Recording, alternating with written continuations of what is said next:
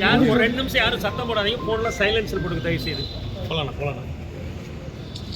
தமிழகம் முழுவதும் கடந்த ஆட்சியின் போது 2017ஆம் ஆண்டு மாண்புமிகு அன்றைய முதல்வர் எடப்பாடி பழனிசாமி அவர்கள் மணலுக்கு மாற்று எம்சாண்ட் என்று அறிவித்தார்.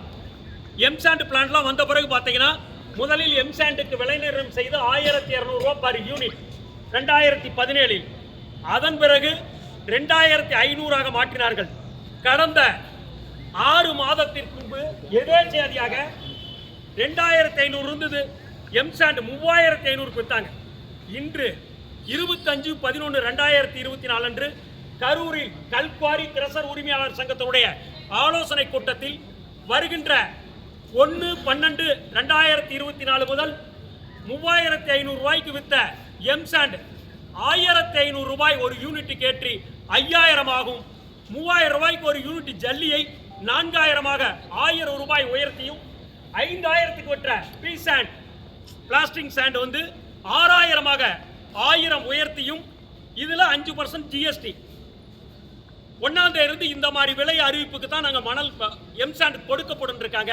இது நடைமுறைப்படுத்தப்பட்டால் ஒட்டுமொத்தமாக கட்டுமானத்துறை அழிந்து போய்விடும், முடங்கி போய்விடும். இதை நம்பி பல்லாயிரக்கணக்கு கட்டுன வல்லுநர்கள், பொறியாளர்கள், பல லட்சக்கணக்கான கட்டுமான தொழிலாளர்கள், 55,000க்கும் மேற்பட்ட லாரி உரிமையாளர்கள் இந்த எம்சாண்ட் இன்னைக்கு மணல் கிடையாது.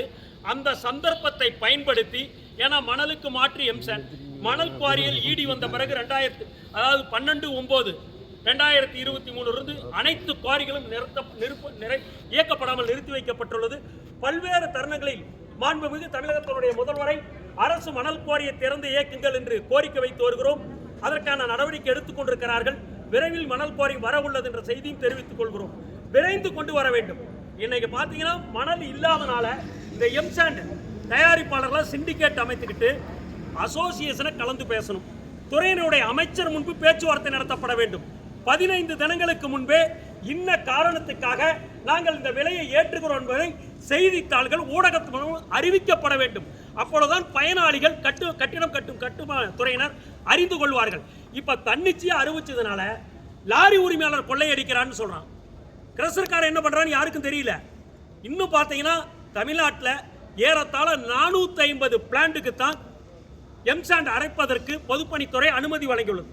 ஆனால் 2000க்கும் மேற்பட்ட கிரஷர்கள் அனுமதி பெறாமல் முற்றிலும் தரமற்ற கற்களை அரைத்து விற்பனை செய்வதால் இதை வாங்கி கட்டும் கட்டிடங்கள் எந்த நேரமும் இடிந்து விழுந்து உயிர் சேதம், பொருட்சேதம் ஏற்பட்டு வருகிறது. அதுக்கு மௌலிவாக்கம், கேபி பார்க் சென்னையில் உங்க ஊடகத்தெல்லாம் நல்லாவே காட்டினீங்க எப்படின்னு 3 மாதத்தை கட்டின கட்டிடம் எப்படி இடிந்து விழுந்ததுன்னு. மேலும் 35 மீட்டர் இருந்து 45 மீட்டர் தான் டெப்த் கற்களை வெட்டி எடுக்க வேண்டும். 300 மீட்டர் வரைக்கும் வெட்டி எடுப்பதால் நில அதிர்வு ஏற்படுது, சுற்றுச்சூழல் பாதிக்கப்படுகிறது. திருநெல்வேலியில் பார்த்தீங்கன்னா எத்தனை பேர் இறந்தாங்க மேற்கூரை சாய்ந்து. கரூர் குன்னஞ்சத்திரத்தில் இதெல்லாம் அதிகாரிகளுடைய மெத்தன போக்கு. அதிகாரிகள் கல்குவாரி கிரஷர் உரிமையாக கூட்டு சதி செய்து கொண்டு இந்த தொழிலை நசிவடைய செய்கிறார்கள். மாண்புமிகு முதல்வருடைய பெயருக்கு களங்கத்தை ஏற்படுத்த முயற்சிக்கிறார்கள். இதை வன்மையாக கண்டிக்கிறோம். எனவே தமிழகத்தினுடைய முதல்வர் அவர்கள் லாரி உரிமையாளர்கள், கட்டுமான துறையினர், கட்டுமான தொழிலாளர்கள் வாழ்வாதாரத்தை பாதுகாப்பதற்காக உயர்த்தப்பட்ட விலையை உடனடியாக திரும்ப பெற வேண்டும். மணல் குவாரி வரும் வரை இந்த எம்சாண்ட் பீசாண்ட் ஜல்லியை அத்தியாவசிய பொருளாக அத்தியாவசிய பொருள் பட்டியல் அறிவித்து எசென்சியல் கமாடிட்டிஸ் அரசே உற்பத்தி செலவை கணக்கிட்டு கவர்மெண்ட் தான் இதுக்கு விலை நிர்ணயம் செய்யப்பட வேண்டும். அதுவரை இந்த விலை உயர்த்துவதை நிறுத்தி வைக்குமாறு மாவட்ட ஆட்சித்தலைவர் மனு கொடுத்திருக்கோம். முதல்வருக்கும் மனு அனுப்பி இருக்கிறோம். நல்ல செய்தி வரும் என்று எதிர்பார்க்கிறோம். இல்லை என்று சொன்னால் அனைத்து சங்க பிரதிநிதிகளும் உட்கார்ந்து பேசி அடுத்த கட்டமாக எத்தகைய போராட்டத்தில் ஈடுபடுவது முடிவு செய்யும். செல்லராஜாமணி தலைவர், தமிழ்நாடு மணலாரி உரிமையாளர் சம்மேளனம்.